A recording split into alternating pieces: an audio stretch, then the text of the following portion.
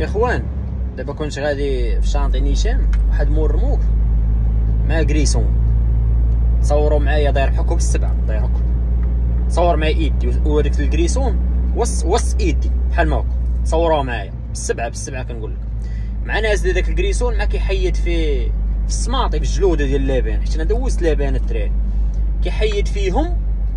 والمشكل داك السيد سبع بالكاميه، وملي سبع بيه ما بقاش كيبان لي داك السيد الكريسون على البنوات، الكريسون كيجري كيحيد في داك السماطي وديك البلاصه كامله نايضه بالتراب، حيت دابا ملي غيدور بالسبعه ما غيتبقاش باين ليه الرموك، ما غيبقاش باين ليه هو شنو عنده شي مساحه. باش غنقول لكم بحال هاد العالم هاد الاخر المرايات كتجيب لك اللوشكو اللي كاين عنده مرايه، حيت انا دوزت شي مساحه عنده مرايه وحده كتبين لك راه الرموك شابعك صافي، كتبينش لك عندك شي مرايه تحتانيه صغيره.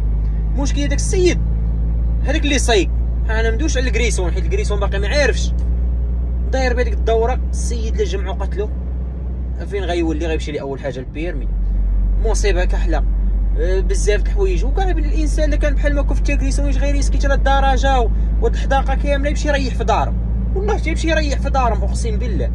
انا السيد راه خلعني يا صاحبي، كيبان ليا غيدور عليه قسما بالله لا العظيم. يمكن التاكريسونيتي هي ديال الاخوان ياك، انا ما كنتش عارف الدراري التاكريسونيتي، يمكن لا هي شي جا لي بالي، الله اعلم. خليو لي وجهه النظر ديالكم الاخوان.